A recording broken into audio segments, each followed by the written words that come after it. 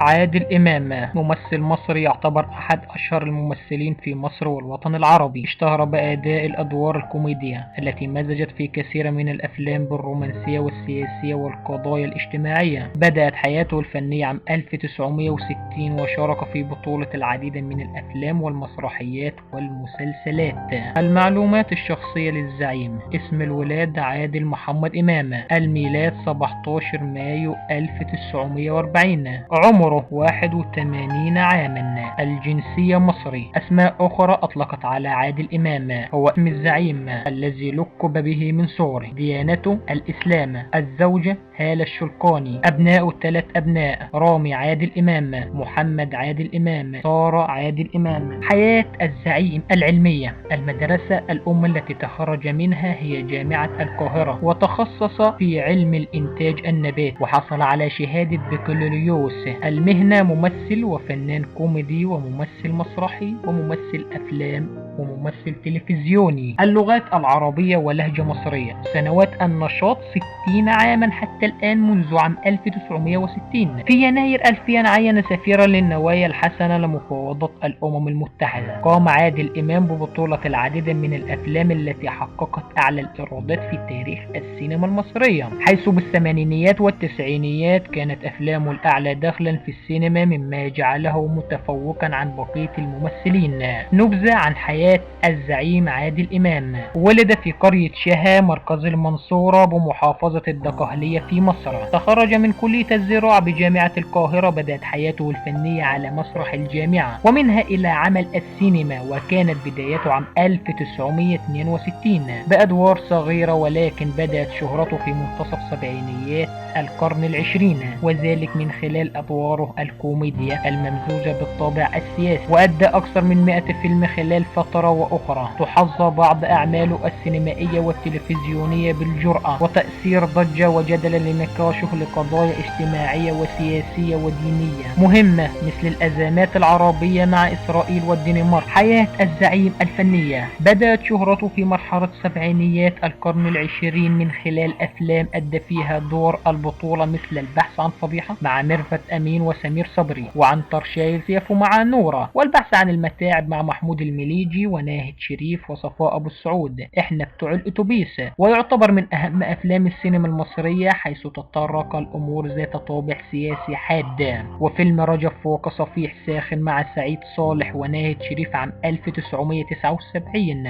تالت ذلك مرحلة السيطرة والتربح، حيث أصبح أحد الممثلين الأكثر شراء تذاكره لأعمال السينما في حقبة ثمانينيات القرن العشرين، حيث شارك بشخصيات كوميدية جسد فيها الدور المصرية بمختلف مراحل ومستويات، مثل الشاب المتعلم أو الريفي البسيط، وتصدى لقسوة الحياة، وفي نفس الفترة لعب أدوار أكثر جدية لينافس بها ممثلي جيله المميزين مثل الفنان أحمد زكي، ولعب أدوار أكثر جدية لينافس بها ممثلي جيله المميزين مثل الفنان أحمد زكي ومحمود عبد العزيز ونور الشريف. ووجد ترحيبا من النقاد في عدد من الأفلام، وواصل نجاحه التجاري في أفلام ذات طابع الأكشن وأكثر ضخامة على المستوى الإنتاجي، مثل النمر والأنثى وفيلم المولد وحنف الأبهة. ومع بداية تسعينيات القرن العشرين أخذت أفلامه الصبغة السياسية الاجتماعية التي تعكس اهتمامات رجل الشارع العادي في المجتمع المصري والعربي بشكل كوميدي، وشكل فريق عمل ناجح جدا مع السيناريست وحيد حامد والمخرج شريف عرفة. ولقد حقق نجاح كبيرا في السنوات الأخيرة على المستوى المحلي والعالمي في دور زكي الدسوقي في فيلم عمارة يعقوبيان الذي أشاد به النقاد الدوليون والعالميون، وعرض الفيلم في عدد من مهرجانات علمية وفي مهرجان تريبيكيا السينمائي في نيويورك. ثم تلت نجاحاته في أفلام مثل مرجان أحمد مرجان وحسن ومركز مع الفنان عمر الشريف، وبوبوس مع الفنانة يسرى، كما عرف عنه تشجيع المواهب الجديدة بمشاركته ببطولة أعماله، حيث شارك أمام الممثل نيلي كريم ببطولة فيلم الزهايمر عام 2010. ثنائيات الزعيم عادل إمام: كون عادل إمام ثنائيات فنية عدة لقت نجاحا باهرا، كان من أبرزها من الفنانين سعيد صالح الذي شارك عادل إمام في الكثير من أعماله السينمائية، بالإضافة إلى أحمد راتب ويوسف داوود داوود وسعيد طرابيق وخالد سرحان وضياء المرغني، ومن الفنانات لبلبة ويسرى.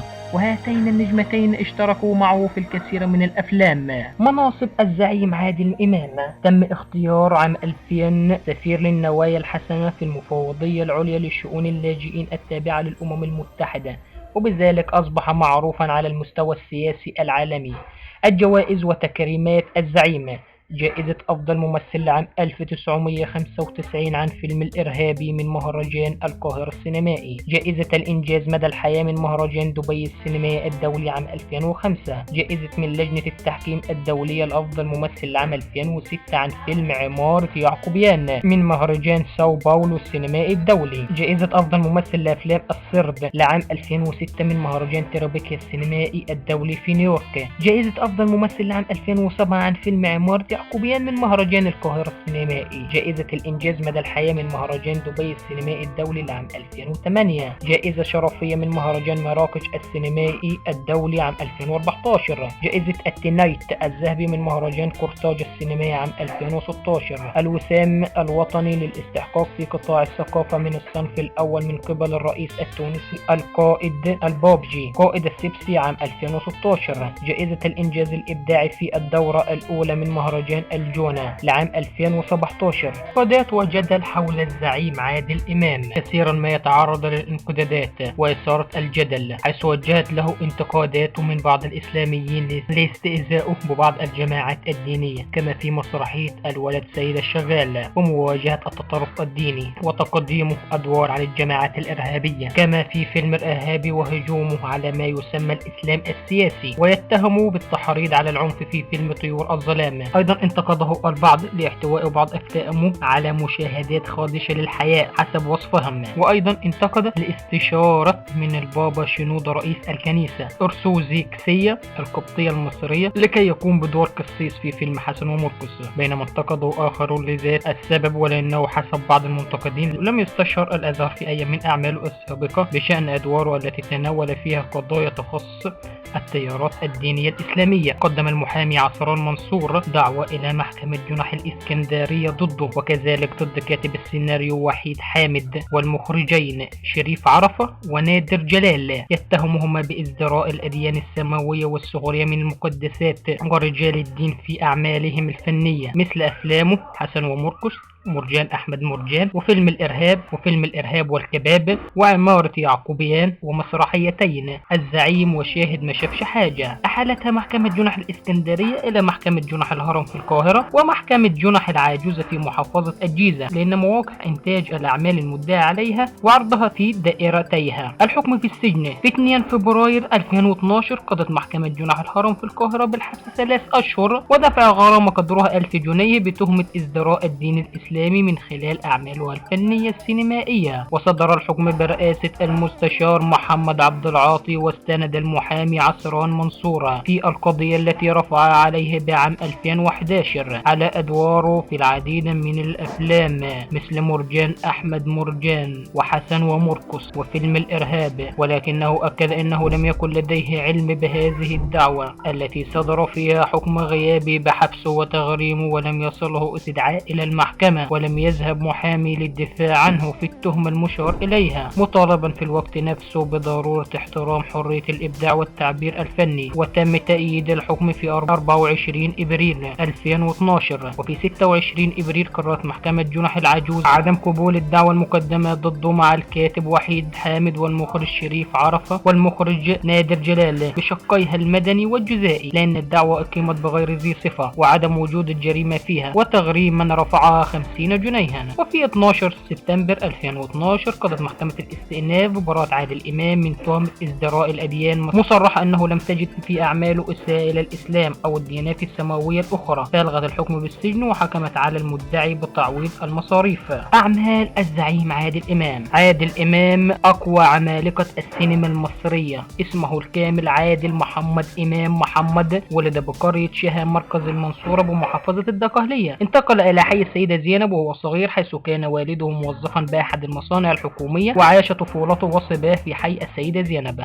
حصل على بكالوريوس الزراعة في جامعة القاهرة، متزوج وله 3 أولاد، رامي ومحمد وبنت اسمها سارة. أفلامه التي بدأت من عام 1964 من أهمها المدير الفني، العقلاء الثلاثة، 3 لصوص، سيد درويش. في عام 1967 مثل العديد من الأفلام، الخروج من الجنة، كرامة زوجتي. كما مثل في عام 1968 حلوة وشقية، أنا الدكتور، أفراح، عفاريت مراتي، كيف تسرق مليونير، لصوص لكن طرفاء. في عام 1969 7 أيام في الجنة، أنا ومراتي والجو، نص ساعة جواز، وغيره من الأفلام. عقد السبعينيات سنة 1970 رضا بند، المراية، بحبك يا حلوة، حب المراهقات، برج العذراء. في عام 1971 شباب في عاصفة، بنات في الجامعة وغيرها. في عام 1974 الزواج السعيد، المهم الحب، البحث عن المتاعب. كل هذا نبذ عن الأفلام، لكن أفلامه عديدة، مثل أفلام عديدة في تلك الفترة. أما في فترة الثمانينيات فمثل أفلام كثيرة جدا، من أهمها سنة 1980 فيلم الجحيم، رجل فقد عقله، أذكياء لكن أغبياء، انتخبوا الدكتور سليمان عبد الباسط، وغيرها من الأفلام الكثيرة. في عقد التسعينيات 1990 مثل فيلم جزيرة الشيطان، حنفي الأبهة، شمس الزناتي، اللعب مع الكبار، مسجل خطر، الإرهاب والكباب، المنسي، الإرهابي، بخيت وعديلة، طيور الظلام، النوم في العسل، بخيت وعديلة الجزء الثاني، الجراد، رسالة إلى الوالي، الواد محروس بتاع الوزير. هذه الأفلام من أشهر أفلامه السينمائية التي قام بها. في عقد 2000 مثل الكثير، مثل عريس من جهة أمنية، السفارة في العمارة، عمارة يعقوبيان، مرجان أحمد مرجان، حسن ومرقص. عقد 2010 فيلم زهايمر. من ضمن المسرحيات أيضا التي قام بها الزعيم عادل إمام، أنا فين وإنت فين، مدرسة المشاغبين، شاهد ما شافش حاجة، الواد سيد الشغال، مسرحية الزعيم. من ضمن المسلسلات التي قام بها الزعيم عادل إمام، مين ولا مين، الفنان والمهندسة، ساحرة، الرجل والدخان، مستر سيس، مستر سن، دموع في عيون وقحة، فرقة ناجي عطلة، العراف، صاحب السعادة، أستاذ ورئيس قسم، مأمون وشركائه، عفاريت عدلي علام، عوالم خفية، فالنتينو. من ضمن المسلسلات الإذاعية، أرجوك لا تفهمني بسرعة. هذه نبذة من أعمال الزعيم عادل إمام التي قام بها خلال رحلة كفاحه الفنية. نشأة الفنان محمد إمام. أولا معلوماته الشخصية. الاسم محمد عادل محمد إمام. الميلاد 16 سبتمبر 1984. السن 37 عاما. الجنسية مصري. الأب عادل إمام. الأم هالة الشرقاني. ثانيا الحياة العملية. المدرسة الأم الجامعة الأمريكية بالقاهرة. المهنة ممثل. اللغة الأم لهجة مصرية. اللغات العربية ولهجة مصرية. سنوات النشاط 1990 حتى الآن. مقال عن حياته. هو نجل الفنان الكبير الزعيم عادل إمام وشقيق المخرج رامي إمام. أول أعماله التلفزيونية مسلسل كناريا وشركائه مع الفنان فاروق الفيشاوي. وتخرج محمد إمام من الجامعة الأمريكية بعد فيلم عمارة يعقوبيان الذي أدى فيه دور مميز، ثم شارك في فيلم حسن ومرقص، ليصعد بعد ذلك سلم النموذجية بأول أفلامه البيه رومانسي. حياة النجم محمد إمام الخاصة. تزوج محمد إمام من خطيبته السابقة نوران طلعت التي قد أعلن انفصاله عنها في وقت سابق بسبب خلافات قبل أن يتصالح ويعقد قرآنهما بتاريخ 29 أغسطس 2018. لديه طفلة اسمها خديجة. أعماله: مسلسلات النجم محمد إمام. في عام 2003 شارك في مسلسل كناريا وشركائه، الدور الذي قام به هاني أو أشرف. في عام 2010 قام بدور في مسلسل بالشمع الأحمر باسم معتز. في عام 2012 قام بمشاركة في مسلسل خطوط حمراء بدور محمد الهلالي. في عام 2012 أيضا قام بمسلسل فرقة ناجي عطلة بدور إبراهيم. في عام 2014 قام بإنتاج مسلسلين، المسلسل الأول دلع بنات بدور إبراهيم كبداكي، المسلسل الثاني صاحب السعادة بدور النقيب سيف.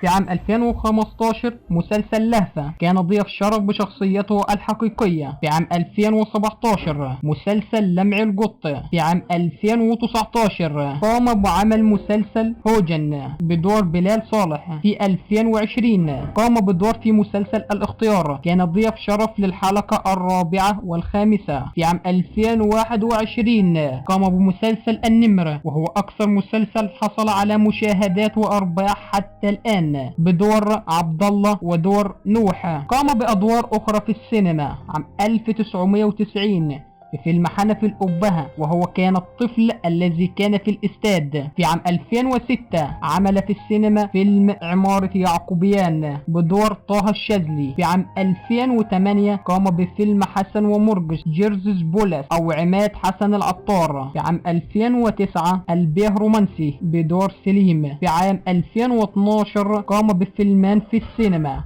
الفيلم الأول حلم عزيز بدور تامر، والفيلم الثاني ساعة ونص بدور صبري. في عام 2015 كابتن مصر كونجو أو كمال نجيب. في عام 2016 جحيم في الهند بدور آدم صبري. في عام 2018 ليلة هنا وسرور سرور أيمن أبو الدهب أو بدور رضا الويشي. في عام 2020 لص بغداد يوسف الراوي.